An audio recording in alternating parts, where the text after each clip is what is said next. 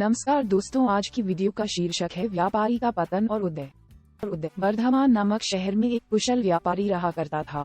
जब उस राज्य के राजा को उसकी कुशलता के बारे में पता चला तो राजा ने उसे अपने राज्य का प्रशासक बना दिया। व्यापारी की कुशलता से आम व्यक्ति से लेकर राजा तक सभी बहुत प्रभावित थे। कुछ समय बाद व्यापारी की लड़की की शादी तय हुई। इस खुशी में व्यापारी ने बहुत बड़े भोज का आयोजन किया। इस भोज समारोह में उसने राजा से लेकर राज्य के सभी लोगों को आमंत्रित किया। इस समारोह में राजघराने में काम करने वाला एक सेवक भी आया, जो गलती से राज परिवार के सदस्यों के लिए रखी कुर्सी पर बैठ गया। उस सेवक को कुर्सी पर बैठा देख व्यापारी को बहुत गुस्सा आता है। गुस्से में व्यापारी उस सेवक का उपहास कर समारोह से भगा देता है। इससे सेवक को शर्मिंदगी महसूस होती है और वह व्यापारी को सबक सिखाने की ठान लेता है। कुछ दिन बाद जब वह राजा के कमरे की सफाई कर रहा होता है तो उस समय राजा कच्ची नींद में होता है। सेवक मौके का फायदा उठाकर बड़बड़ाना शुरू कर देता है। सेवक बोलता है, व्यापारी की इतनी हिम्मत, जो रानी के साथ दुर्व्यवहार करें। ये सुनकर राजा नींद से उठ जाता है और सेवक को कहता है, क्या तुमने कभी व्यापारी को रानी के साथ दुर्व्यवहार करते हुए देखा है?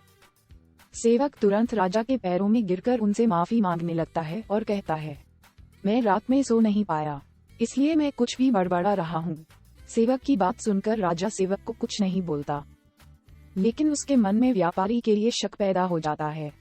इसके बाद राजा ने व्यापारी के राजमहल में प्रवेश पर पाबंदी लगाकर उसके अधिकार को कम कर दिया। अगले दिन व्यापारी किसी काम से राजमहल में आता है तो उन्हें पहरेदार दरवाजे पर ही रोक देते हैं। पहरेदार का यह व्यवहार देखकर व्यापारी को आश्चर्य होता है।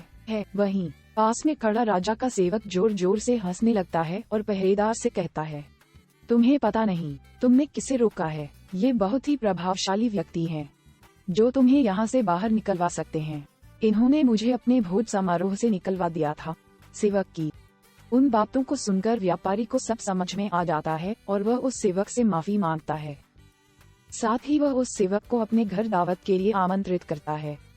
व्यापारी ने सेवक को बड़े विनम्र भाव से भोज कराया और कहा कि उस दिन जो भी किया वह गलत था। व्यापारी से सम्मान पाकर सेवक खुश होता है और कहता है, आप परेशान न हो, राजा से खोया हुआ सम्मान आपको जल्दी वापस दिलाऊंगा।